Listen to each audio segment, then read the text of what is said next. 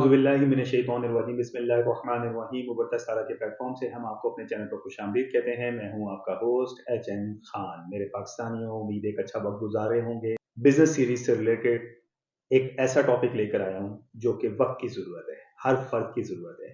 Topic भी उन लोगों से रिलेटेड है जो कि 90% पाकिस्तान में कुछ ना कुछ करना चाहते हैं, कोई ना कोई बिजनेस करना चाहते हैं। 10% ऐसे लोग हैं जो कि मैन्युफैक्चरिंग की सीरीज से या तो वाबस्ता हैं या मैन्युफैक्चरिंग कर रहे हैं या करना चाहते हैं। 90% लोगों की तादाद जो सिर्फ यही बिजनेस करना चाहते हैं, यानी कोई रिटेल शॉप्स बनाना चाहते हैं।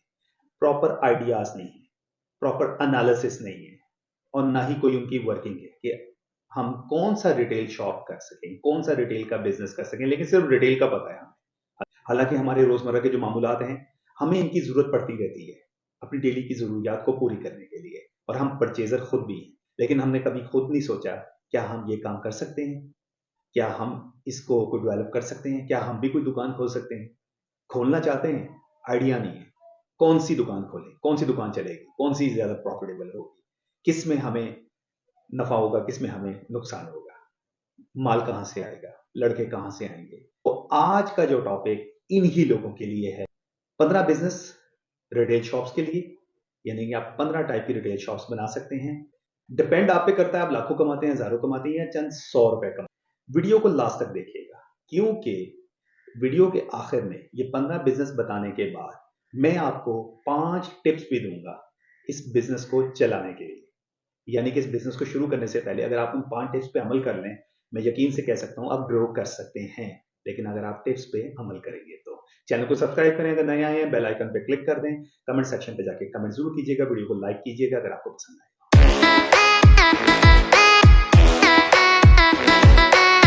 कोई भी रिटेल बिजनेस इस लिहाज से प्रॉफिटेबल और मुनफरद बिजनेस होता है कि इसमें कस्टमर आपके पास खुद चल के आता है, ना किसी स्किल की, तालीम की, ना तजर्बे की कोई जरूरत नहीं होती है।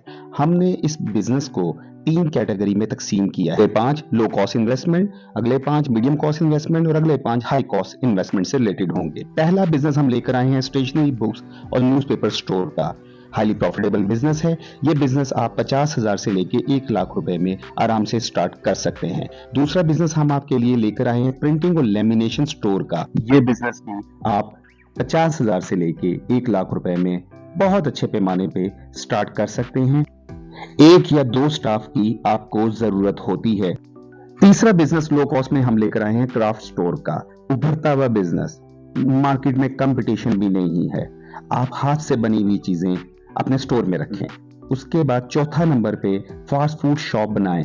मल्टीपल ऑप्शंस होनी चाहिए आपके पास, लो कॉस्ट होनी चाहिए। ये बिजनेस भी 1 से 2 लाख रुपए में बहुत अच्छा आप स्टार्ट कर सकते हैं। लो कॉस्ट इन्वेस्टमेंट में हमारा फ्लावर शॉप बनाएं। बहुत कम मालियत में ये बिजनेस स्टार्ट हो सकता है। 20,000 से 60,000 रुपए की मालियत में आप छोटी सी दुकान खोल सकते हैं और अच्छी खासी अर्निंग कर सकते हैं। नंबर 6 हमारा मीडियम कॉस्ट इन्वेस्टमेंट में पहला बिजनेस आर्टिफिशियल ज्वेलरी, उभरता हुआ बिजनेस। अभी भी मार्केट में इसमें बहुत गैप मौजूद है, कंपटीशन कम है। हमारा 7वां बिजनेस मीडियम कॉस्ट इन्वेस्टमेंट से related kid store.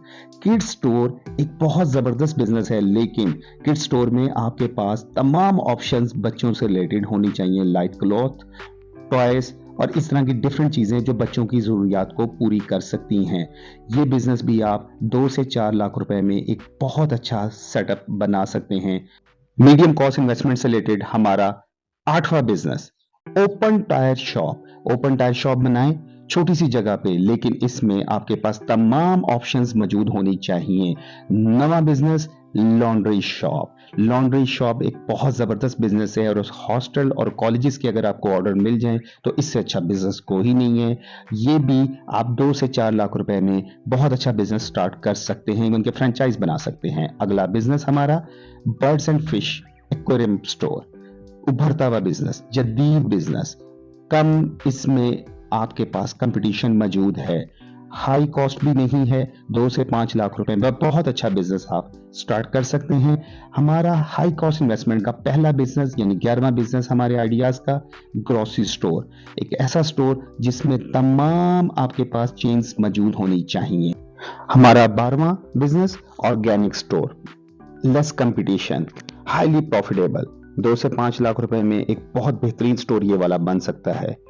High cost investment में हमारा 13वां बिजनेस स्पोर्ट्स इक्विपमेंट शॉप बनाएं। स्पोर्ट्स से रिलेटेड हर चीज रखें, चाहे जॉगर्स हो, जिम का सामान हो या खेलने का सामान हो। ये भी एक प्रॉफिटेबल बिजनेस है।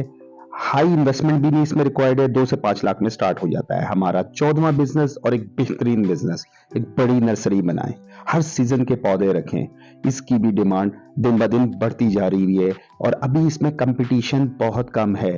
आने वाले दिनों में इसमें कंपटीशन ज्यादा हो सकता है। हमारा आखिरी यानी 15वां बिजनेस कॉस्मेटिक शॉप जिसमें लोकल आइटम से लेके मल्टीनेशनल कंपनियों की अगर आप आइटम्स रखें, बहुत प्रॉफिटेबल बिजनेस है ये।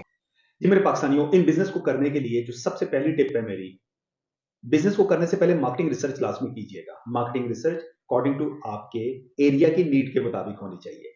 कोशिश करें उसी जगह रिटेल शॉप बनाएं जहां वाकई ये चलने वाली हो।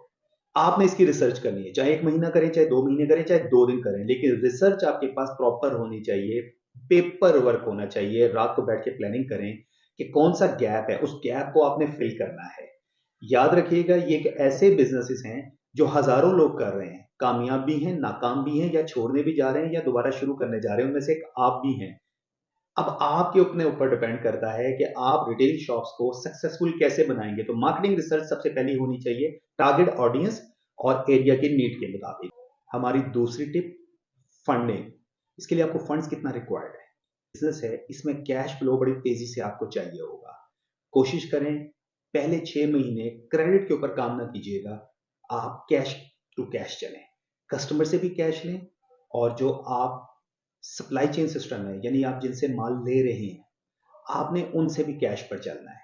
यही आपकी कामयाबी का पहला इस बिजनेस के लिए राज होगा, क्योंकि इसके अंदर क्रेडिट बहुत ज्यादा इन्वॉल्व है और मैंने अक्सर लोगों को मार खाते देखा है जो क्रेडिट के ऊपर काम कर रहे होते हैं रिटेल शॉप्स को चलाने के लिए।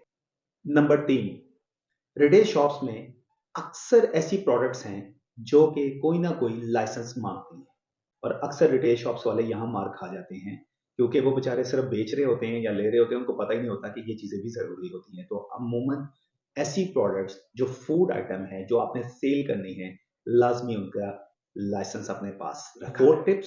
4 टिप्स रिलेटेड टू है शॉप की लेआउट और शॉप की डिस्प्ले से। डिस्प्ले काउंटर बहुत जबरदस्त होना चाहिए, लेआउट बेहतरीन होनी चाहिए। आपकी कोशिश करें किसी मार्केटिंग एजेंसी से करवा लें जो कि आपके लिए हेल्पफुल साबित हो सकती है। ये जरूरी नहीं है यार हमारी तो बहुत छोटी शॉप है, इसमें क्या लेआउट बन जाएगी। लेआउट जितनी अच्छी होगी, कस्टमर की उतनी ही रीच ज्यादा बढ़ेगी, कस्टमर इंटरेक्शन भी ज्यादा होगी और लोग वहां आना पसंद करते हैं जिसका लेआउट और डिस्प्ले काउंटर बहुत बेहतरीन होता है। अगला जो इसके साथ ही आपने सेगमेंट लाजमी रखना है, वो है परचेजिंग सिस्टम का सॉफ्टवेयर बनाना। सेल एंड परचेज हो रही हो, अगर आपने सॉफ्टवेयर सिस्टम को डेवलप किया हुआ है, आपके पास मोबाइल है, आप एक छोटा सा लैपटॉप भी रख सकते हैं या कंप्यूटर रख सकते हैं, उसमें अगर आप इनपुट सारी रख रहे हैं और आउटपुट भी रख रहे हैं, स्टोर के भी आप सारी इन्वेंट्री को कंट्रोल कर रहे हैं और वो एक सॉफ्टवेयर के तहत चल रहा है, तो ऐसी दुकान का बहुत ज्यादा फायदा होता है। ऐसी रिटेल आउटलेट मैंने देखा तरक्की करती है। क्यों? आपको सारा इन और आउट का पता लग रहा होता है और शाम को आपके पास तमाम डिटेल सामने आ जाती है कि मैंने आज कितना कमाया और कितना खोया, कितना पाया।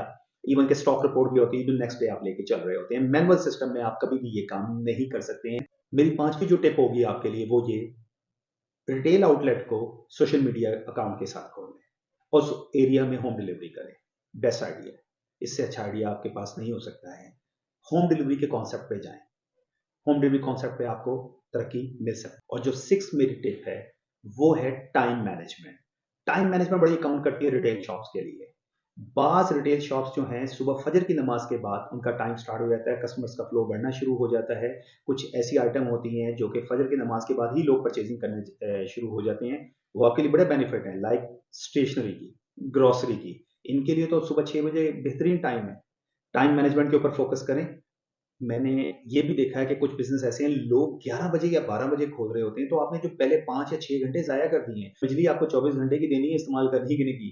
क्योंकि आजकल जो बिजली के हालात हैं, वो आप लोगों को भी बेहतर पता है। आपको टैक्स तो है, वो तो आपको पर सेकंड के हिसाब से चल रहा है और पर सेकंड के हिसाब से आप अपना पैसा खो रहे हैं। टाइम मैनेजमेंट के ऊपर ज़रूर अमल किया करें। हमसे राब्ता करने के लिए नीचे ईमेल एड्रेस मौजूद है, डिस्क्रिप्शन पे भी मौजूद है। बिज़नेस आइडिया से रिलेटेड प्लेलिस्ट में हमारी वीडियोज़ मौजूद हैं। कोई भी वीडियो आप अपने रेलेवेंट टॉपिक से देख सकते हैं। हमसे बात करने के लिए ईमेल एड्रेस के ऊपर राब्ता कीजिएगा, कमेंट सेक्शन में जाके कमेंट कीजिएगा, फी अमानिल्लाह। पाकिस्तान जिंदाबाद।